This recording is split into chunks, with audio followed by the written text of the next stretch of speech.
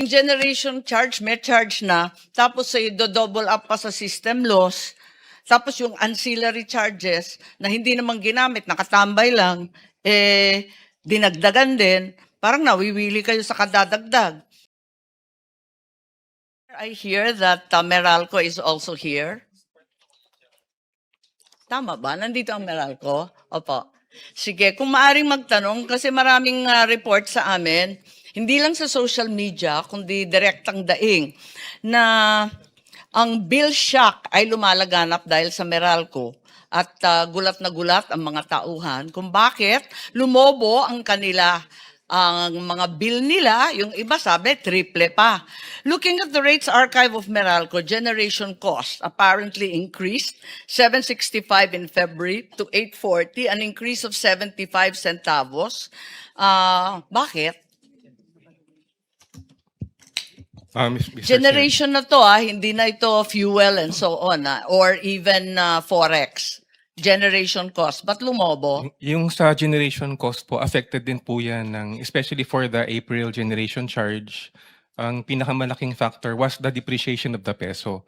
Yung pag-generate po ng power, kumukonsumo po yan ng fuels, and the fuels that are imported are dollar denominated. Actually po, kahit po yung indigenous fuel natin tulad ng Malampaya, dollar denominated po din yung bayad sa kanila. So every time mag-depreciate yung peso, lumalaki po yung peso equivalent ng cost ng fuel na yun. So Imported din sa Malampaya, kahit sinasabing indigenous source. Indigenous po siya, kaya lang yung presyo po niya is in dollars po. Yung isa pang sinasabi niyo, lumaki yung transmission cost from 123 to an increase of 23 centavos. Bakit yung transmission nadagdagan din? Ang pinakamalaki nagpapagalaw po ngayon ng transmission cost ay ang cost of ancillary charges. So Of ito what? po yung Sorry? Ang tawag po yan ancillary charge. Ito po yung Ancillary mga charges. ito po yung mga backup power generators that NGCP pays. Bakit lalaki? Ah, Hindi pa naman ginagamit. Di ba naka-standby lang naman yan, di pa ginagamit. Bakit kinokobra na sa consumer? So unfortunately, ma'am, I'm not in a position to describe exactly what happened no sa ancillary cost. We just received the bills from NGCP and maybe Kaya hinihingi ko nga na i-breakdown to kasi nakakapagtaka eh. Tapos may system loss charges. Bakit dumami ba yung systems loss? yung system Bakit loss. naman magiging less efficient? Suddenly, sa loob ng isang buwan, 10% increase. May pilferage ba kayo? Lumaganap ba yung pilferage nung uminit ang panahon? Di ko magets eh. Yung system loss po, dalawa pa yung component niyan, yung kilowatt hours na nawala, pati yung presyo po ng kilowatt hours na yon. Yung nawala na kilowatt hours, hindi ho lumaki yun. Ang lumaki po yung presyo ng kilowatt hours. Yung presyo ng kilowatt hours, nakabase po yun sa generation at transmission cost. So every time tumaas o bumaba yung generation at transmission charge, Oy, grabe naman. Patong-patong na to. Yung generation charge, may charge na. Tapos sa'yo double up pa sa system loss. Tapos yung ancillary charges na hindi naman ginamit, nakatambay lang, dinagdagan din. Parang nawiwili kayo sa kadadagdag. At when VAT is calculated, kasama rin system loss at yung iba't iba pang sinasabi ninyo, yung transmission, ancillary, etc. yes po, Madam Chair. Computed lahat yan sa VAT. Meron pong VAT component, per bill component, except for a few na sabi ng BIR hindi kasama sa VAT base.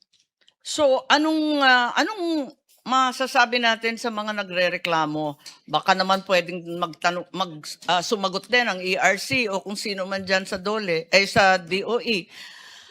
Ano masasabi natin sa mga dumadaing, yung mga households that are recording triple their electric consumption and their bills at a time when electricity sales actually declined? Ang realidad, ang sinasabi lagi ng Meralco ay lumolobo ang konsumo kapag tag-init. Pero pag tinignan ko to, from February to April, lumiit nga yung konsumo eh. From 2.711 billion kilowatts, naging 2.644 billion kilowatts. It hardly supports the idea that higher consumption occurred in the summer. So what's going on? Can we have ERC perhaps explain? Because it's not just Meralco under the gun here. Yung NEEC sa Nueva Ecija, yung iba't iba pang mga co-op, pare-pareho rin na nagsilobo ang kanilang billing. Yes, Mr. Chair, and we state for a fact that yung mga singil generally nagsipagtaasan, brought about by the increase doon sa pinakamalaking component, which is the generation charge. And as mentioned, because yung transmission charge natin, nakabundle pa dyan yung cost ng ancillary service. So pagka mayroong increase sa generation cost or sa ancillary service, nagkakaroon din ng increase sa transmission. Insofar as the regulated rates, yung distribution wheeling mismo at saka yung transmission wheeling mismo, hindi po masyadong gumagalaw yan kasi yan ay depende doon sa rate approval na ibinigay ng ERC after a rate Sabi mo hindi proceeding. gumagalaw pero lumulobo nga eh.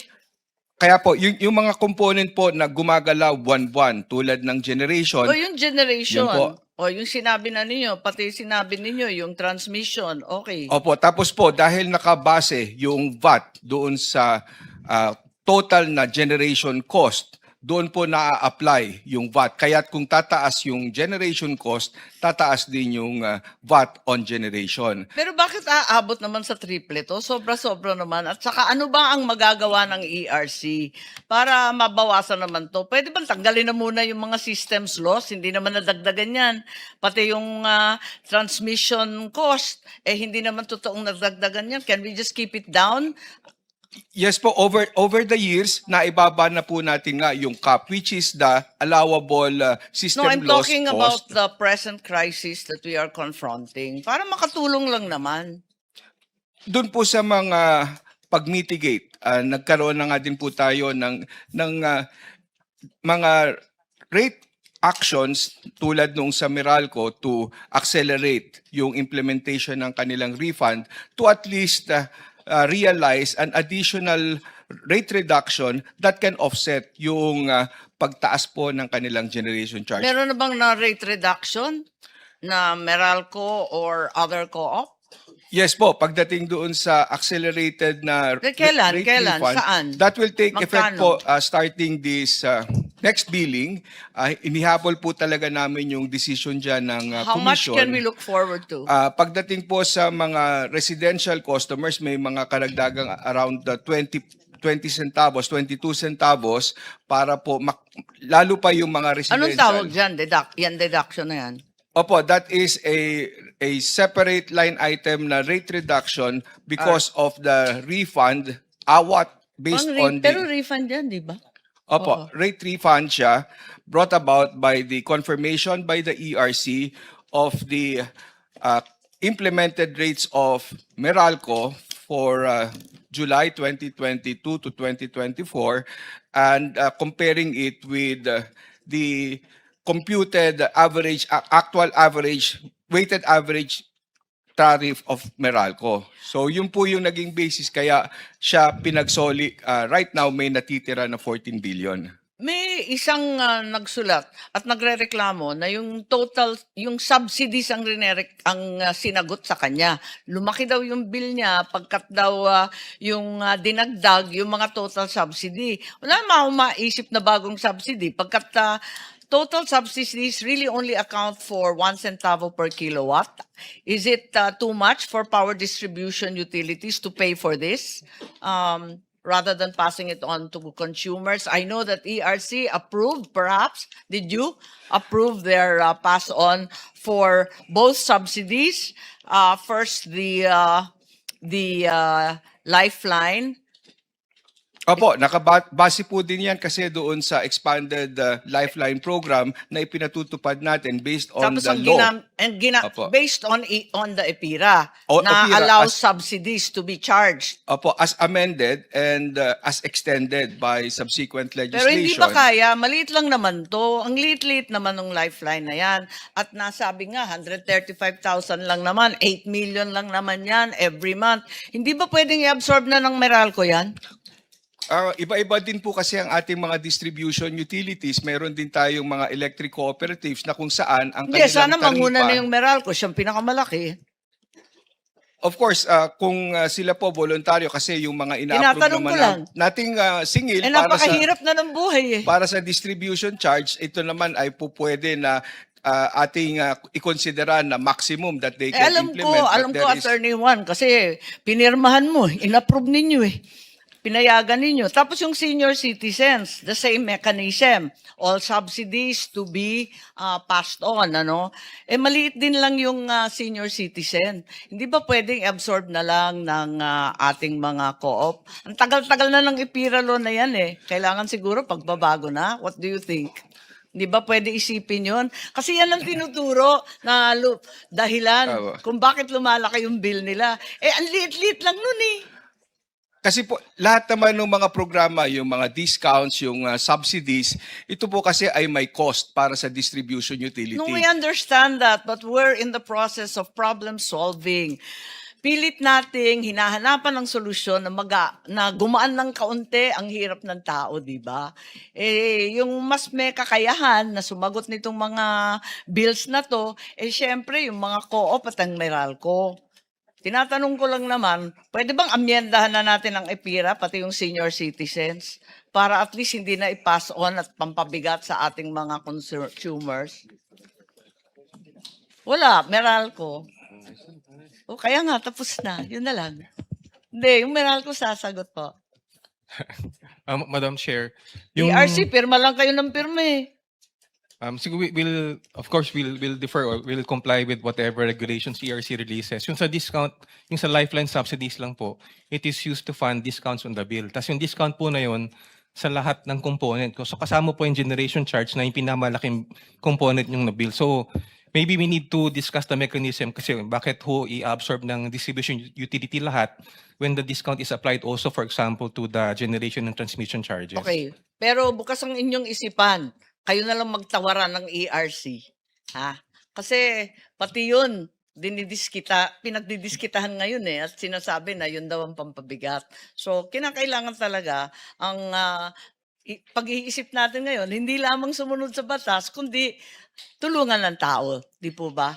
So yun lang ang sinasabi ko. Maraming salamat po. Thank you very much, Thank you, Mr. Senator. Chair. Mr. Chair, For those, yes, go ahead, Chair Juan. Well, of course, we're looking at the components of the electricity bill. Ang pangatlong highest dyan, bukod doon sa generation and then the wheeling charges, would be taxes. Nasa huli na po talaga yung subsidies, yung 1 centavo at saka yung lifeline at saka yung senior citizen. Ang pangatlong pinakamalaki po talaga ay yung taxes. So bukod po kasi sa VAT, Tama. nandyan din po yung local franchise taxes. So Pero pwede rin yun nga ang pong sinasabi mapag-isipan. natin na yung VAT, malaking bagay kasi compounded na, patong-patong na yun, tapos sa tatamaan ng VAT. Nag-uusap na ba kayo ng BIR na baka pwede naman? Madali lang ba tanggalin ang VAT dito? Kasi laging dinadahilan na input-output na yun, hindi daw kaya ng accounting, magulo daw. Parang hindi naman magulo. Ang issue po kasi ay doon sa pagdating sa VAT sa system loss dahil yung system loss talaga, yung gastos na yan ay patungkol nga as mentioned sa generation cost ni distribution utility at yung associated na transmission cost. At ito ay napapabilang doon sa definition ng gross receipts. Teka, ang sinasabi mo ba, per item may VAT. Pagkatapos, yung compounded total, may VAT na naman? Hindi po, kasi yung Parang nalito ako doon, yung pong parang VAT doble-doble na yung hindi singil po. ninyo. Yun lang sa system loss, separate siya na ini-impose ng VAT, but yung system loss charge kasi represents the generation cost at yung associated transmission cost para doon sa nawalang kuryente. Yes, but attorney, you're effectively doubling the charges because you have an individual charge for system loss, whereas you have another charge for generation and transmission. Parang Pero doon po sa generation charge, kino-compound mo siya ng doble-doble. Hindi Ang po, bigat kasi- naman. hindi po, kasi nakahiwalay doon yung sa generation charge ni distribution utility, nakahiwalay doon yung cost para doon sa system loss, para doon sa yung sa difference between the kilowatt hours purchased Yes, we at saka yung understand that. kilowatt We hours understand sold. that.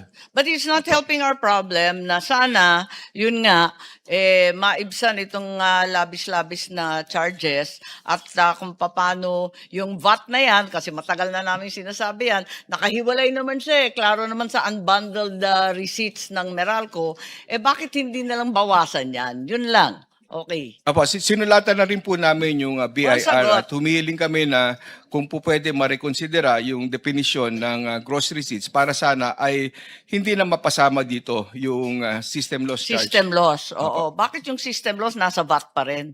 Oo. Kasi that's prospective Hindi pa nangyayari yun. Bakit tataksan na?